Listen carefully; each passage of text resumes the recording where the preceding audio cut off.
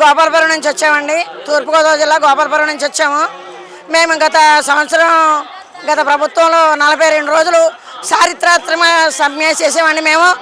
మా సమ్మెలో కూడా మేము మా న్యాయమైన డిమాండ్ల కోసం మేము సమ్మె చేసాము. ఎన్నో ప్రయాసాలకు వచ్చి తిండున్నా తిండి లేకపోయినా మేము రోడ్లో పడ్డాము. ఆ రోజుని ఇప్పుడున్న ప్రభుత్వం మా దగ్గరికి వచ్చి మీ జీతాలు మేము పెంచుతామా, మీ సమస్యలన్నీ మేము తీరుతాం, మీకు తప్పనిసరిగా మేము అండగా ఉంటామని ఈ ప్రభుత్వం మమ్మల్ని ఆ వేళ ఏదో మా నీరు జల్లింది మా మీద జల్లి మేము అలాగే విజయవాడ వచ్చినప్పుడు కూడా మమ్మల్ని ఎన్నో ప్రసాదాలు వచ్చి ఆడవాళ్ళని కూడా ఆలోచించకుండా ప్రభుత్వం మమ్మల్ని బండబూతులు తిడుతూ ఇష్టం వచ్చిన చాలా చేతులు వేస్తూ మమ్మల్ని చాలా బాధలు పెట్టారు. అంటే గెలిపించక ముందు అన్ని చేస్తానన్నారండి. మేము గెలిచిన తర్వాత మీకు అన్ని అండగా ఉంటాం అన్నారండి. కానీ ఈ రోజున మాకు ఏది కూడా 9 నెలలుగా వస్తున్నా కానీ ఇప్పటి వరకు మాకు ఏ సమాధానం మాకు చెప్పలేదండి. మా డిమాండ్స్ అండి, మాకు ప్రధానంగా జీతం 26,000 రూపాయలు చేయాలి, గ్రాడ్యుటీ అమలు చేయాలి. గ్రాడ్యుటీ గత ప్రభుత్వంలో ఇచ్చిందండి, మళ్ళీ ఇప్పుడు మళ్ళీ తగ్గిస్తున్నారు. అలాగే మినీ సెంటర్లుగా చేయాలి. అలాగే మట్టి ఖర్చులు గత ప్రభుత్వం 20,000 చెప్తే ఇప్పుడు 15,000కి తీశారు.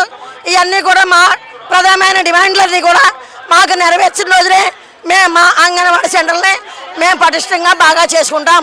లేని అలా మేము ఇలాంటి కార్యక్రమాలు ఎన్నో ఇక ముందు చేస్తామని చెప్తున్నాం. అంటే మీరు ఆ రోజు ప్రతి టెంట్ దగ్గరికి వచ్చి హామీ ఇచ్చారంటున్నారు. అప్పుడు కూటమిలో పవన్ కళ్యాణ్, లోకేష్ అందరూ ఉన్నారు సార్. ఆ రోజున అందరూ కూడా వచ్చారండి. మా దగ్గర అందరూ ఎమ్మెల్యేలు అందరూ వచ్చారు. వచ్చి మీ ప్రధానమైన డిమాండ్లు మేము తప్పనిసరిగా మేము నెరవేర్తామమ్మా. మీరు వచ్చిన వెంటనే మేము జూలైలోనే మీకు అన్నీ మీకు నెరవేర్తామన్నారు. కానీ జూలై నుంచి ఇప్పటి వరకు కూడా గతంలో జగన్మోహన్ రెడ్డి ఏం చేశారు, ఇప్పుడు ఏం చేస్తున్నారు? గతంలో జగన్మోహన్ రెడ్డి గారు కూడా కొన్ని హామీలు ఇచ్చారండి. కానీ హామీలు అయితే ఇచ్చారు కానీ అవి అమలు చేయలేదు. తర్వాత వీళ్ళు వచ్చిన తర్వాత అమలు చేయలేదు, మాట ఇవ్వట్లేదండి. మమ్మల్ని ఇలా బాధలు పెడుతున్నారండి. రాబోయే రోజులు ఏ విధంగా ఉంటుంది? వాళ్ళు పట్టించుకోకపోతే, వాళ్ళు స్పందించకపోతే ఏం చేస్తారు? స్పందించకపోతే కనుక అప్పుడు 42 రోజులు చేసామని ఇప్పుడు సంవత్సరం అయినా చేయడానికి మేము సిద్ధంగా ఉన్నామని చెప్తున్నాం సార్.